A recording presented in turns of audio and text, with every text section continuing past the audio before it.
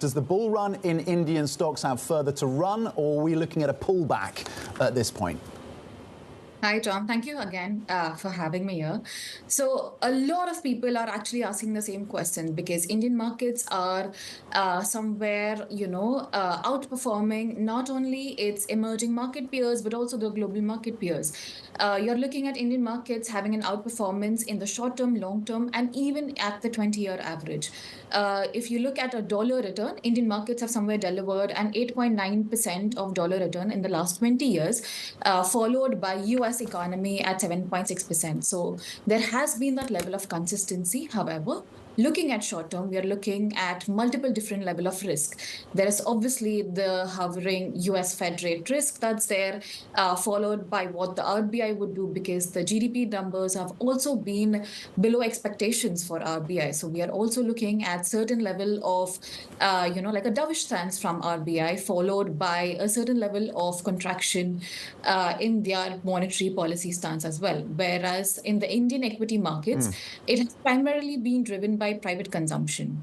So taking the risk factor in place, taking the Indian markets in place, and also the kind of inflow that we are looking at from FII, FPI, there is a level of, better performance that we are expecting.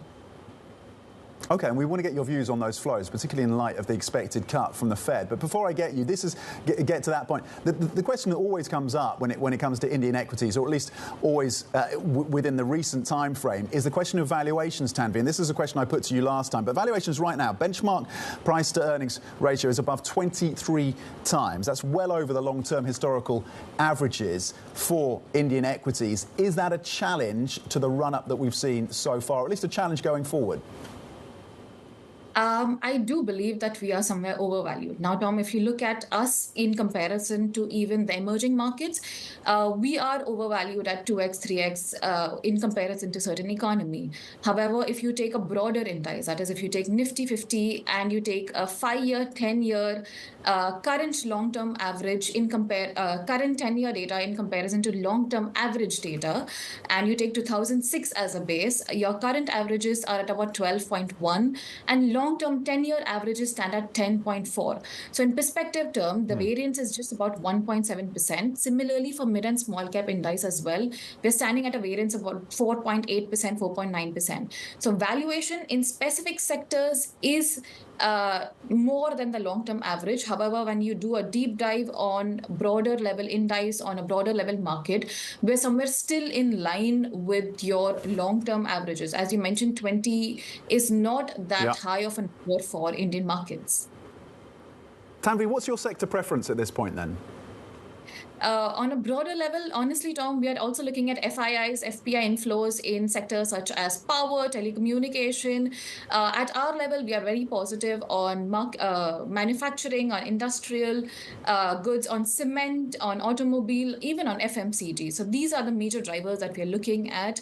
If you look at the last quarter data, the best performing indices were auto ancillary at 27.4% in terms of year-on-year PAT growth, followed by financials at 25%. So these are the sectors that are also the key drivers for the Indian markets at a broader level. What kind of catalyst do you think a Fed cut on September the 18th would be for EM flows into India? We are looking at certain level of shock factor. I mean, all eyes are on the Fed, rate cut, and there are expectations that are already building up. So we do expect a certain level of knee-jerk reaction. However, the good factor is that there is a very good, healthy build-up by the DIIs. So you're already looking at $2.5 billion that's coming in consistently by way of systematic investments in Indian markets.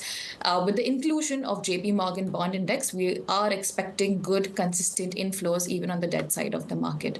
So again, positive inflows on the long term, but yes, there are a certain level of shock or a certain level of volatility that we are expecting Indian markets to kind of have, also because of the rally that it has witnessed.